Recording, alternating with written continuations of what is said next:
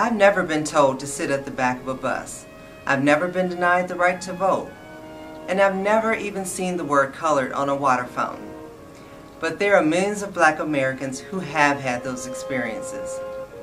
African Americans' long struggle for basic rights sparked the civil rights movement of the 1950s and 60s. It is a movement that serves as a reminder that freedom is never free, and it continues to touch the lives of every American.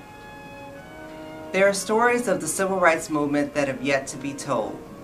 Stories of unsung heroes who didn't march or peacefully protest, but who nonetheless played an important role in helping shape America's history.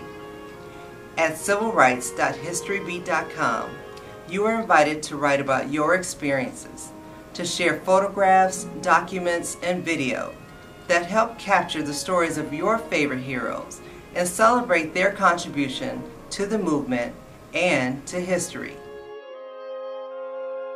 Please visit civilrights.historybeat.com today.